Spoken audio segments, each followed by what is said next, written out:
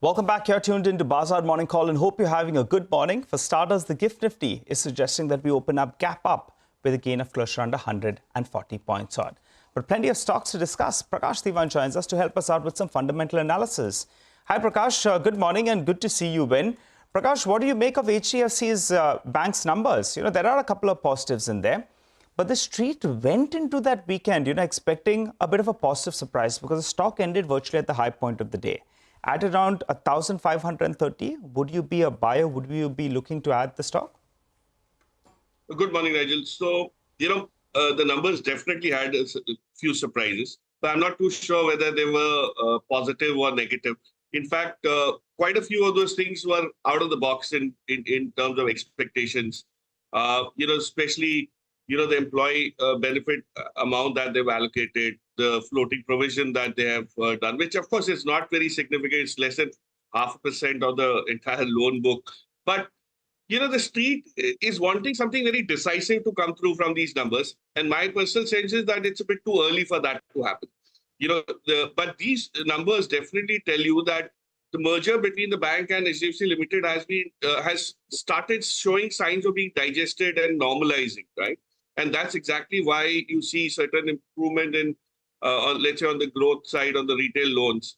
They've probably stayed back from expanding the corporate loan book for various reasons. They've not improved, rates that they give out on deposits, which is a conscious strategic decision. But the ratios are seeming to start falling in place. So if you ask me at 1560, what do? You can buy HDFC Bank on dips. You can buy HDFC Bank when you have the money. There's no need to go and rush into buying it today for the simple reason that the change is still going to take some time. But definitely what it tells you is that the management knows what it's doing. There are certain improvements that they've been able to clock. And there will be certain disappointments which are still part of the legacy from the merger. So I would believe it's a mixed bag of sorts. But yes, things definitely look like they've started moving. The wheels have started turning, as you would say, but a bit a tad slower than what the street would expect. I would wait for buying into it, given the time correction or consolidation that it would still go. Hey, what about persistent systems, Prakash? The numbers looked quite good actually, and in a situation where its larger peers are lagging so much, this is a very healthy growth that Persistent has seen. If you own the stock, would you sort of build on to your gains? Good morning, Sonia. Oh, absolutely. See, the mid-cap IT is demonstrating a fair degree of agility and nimbleness in terms of what they have been able to do even in a stressful environment, right? I mean, new order wins are not something which these companies rely on. They continue to provide value-added services. And their spaces like that, ENRD and generally, these niche areas are where you still have pricing power. You're not kind of competing against a host of other players. In fact, the competition in this space has started to kind of, reduce or normalize in terms of that hyper-competitiveness is no more there.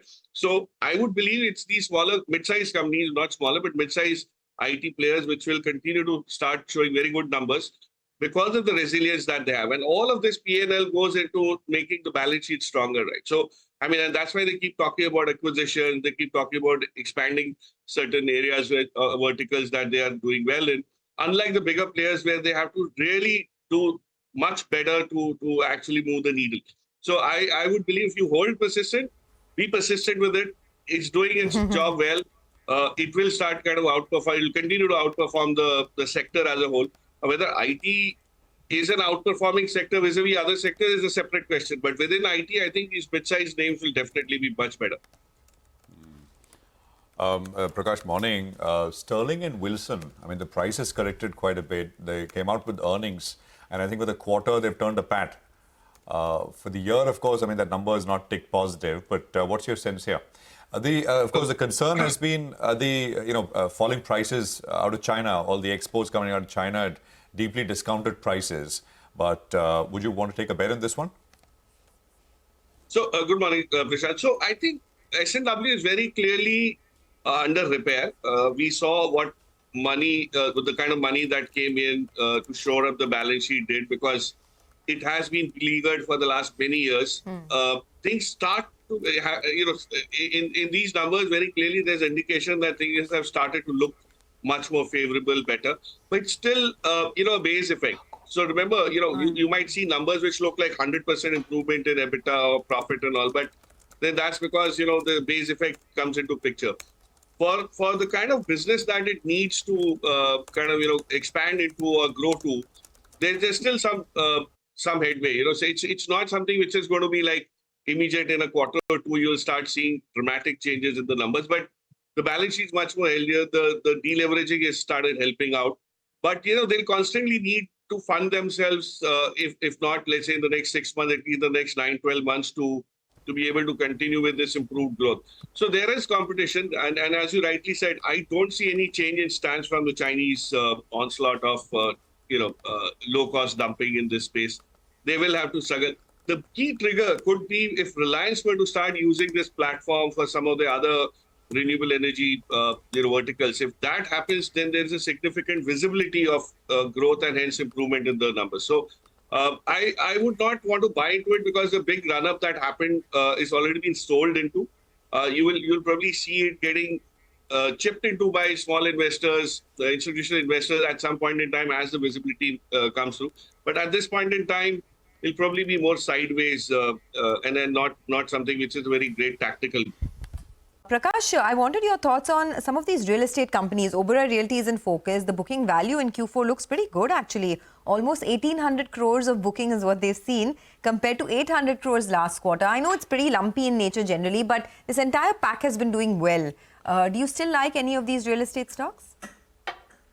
So I think, Sunil, that's definitely going to be a very interesting space. And given the kind of traction that you're seeing in terms of buying, it will continue to do well. But Oberoi actually has mentioned that for the full year they've had a little bit of a cut reduction in bookings as compared to the previous year, which means some of these companies would see sales peaking out in the next 6 months. But there's one name that's probably not yet participated in that same way, and that's Century.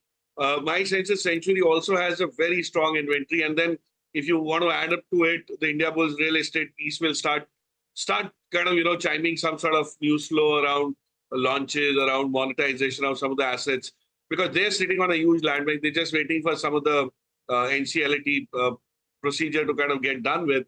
But very clearly, this is going to have this space where you'll have to find names which are yet to kind of, start monetizing their assets and inventory.